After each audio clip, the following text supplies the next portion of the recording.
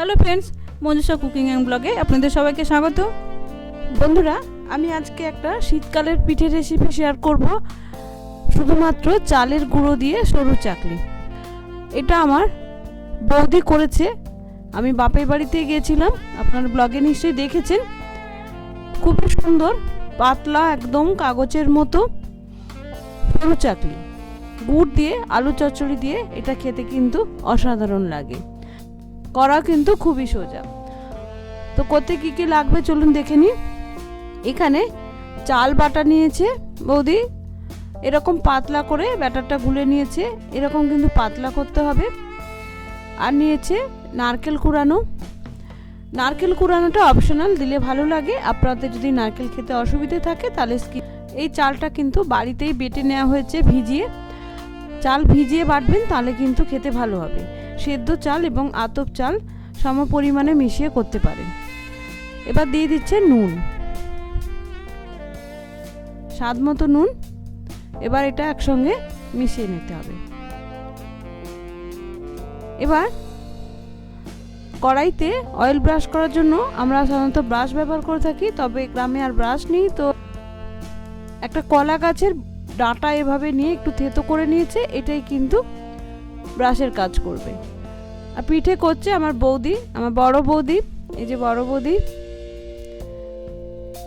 বৌদি খুব ভালো পিঠে করে। আমি এটা বাড়িতে ট্রাই করেছি, অনেক সময় ঠিকমতো পারি না, কিন্তু বড় বৌদি খুবই সুন্দর করে, পাতলা করে। আমরা যখনই বাপের বাড়িতে যাই, শীত গ্রীষ্ম বর্ষা যখনই যাই না কেন, বৌদির হাতের এই পিঠে কিন্তু আমরা খাই। দেখুন, একটা লোহার কড়াই উনুনে বসানো হয়েছিল, সেটা তুলে নিয়ে গরম হয়ে গেছে। তুলে নেওয়ার পরে এভাবে কলার ডাঁটাটা দেখেছিলাম, সেটা দিয়ে এভাবে বৌদি একটু অয়েল ব্রাশ করে নিল। এবার একটা বাটিতে যে ব্যাটারটা বা গোলাটা ছিল সেইটা এইভাবে দিয়ে হাতের সাহায্যে এইভাবে ঘুরিয়ে দিচ্ছে। এটা যেহেতু খুবই পাতলা ব্যাটার, সহজে কিন্তু এভাবে কড়াইতে ঘুরে যায়। দেখুন কি সুন্দর পাতলা হয়ে গেল। এবার একটা থালা দিয়ে বৌদি ঢাকা দিয়ে দিল।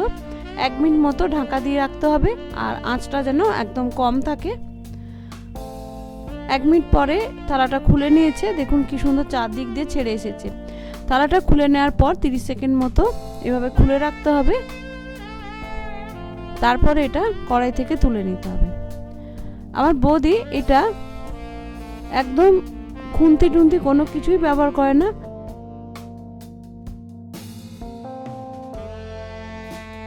হাতের সাহায্যে দেখুন কি সুন্দর তুলে নিল। পুরো ইজিলি উঠে এলো, কোনো লেগে থাকা ভেঙে যাওয়ার কোনো কিন্তু ব্যাপার নেই। দেখুন কি সুন্দর পাতলা হয়েছে, কি সুন্দর ফুটো ফুটো হয়েছে, মানে অপর পারে আমার আঙুলটা দেখা যাচ্ছে, এত সুন্দর পাতলা হয়েছে।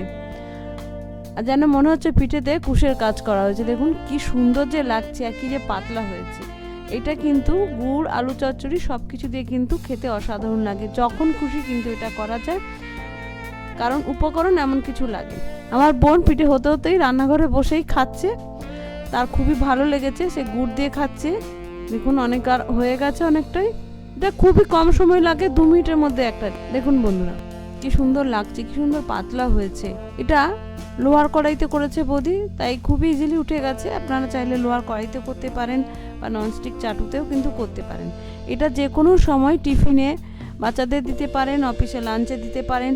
এটা গুড়ের সময় গুড় দিয়ে খেতে ভালো লাগে, অন্য সময় কিন্তু সাদা আলু চচ্চড়ি দিয়ে কিন্তু অসাধারণ লাগে।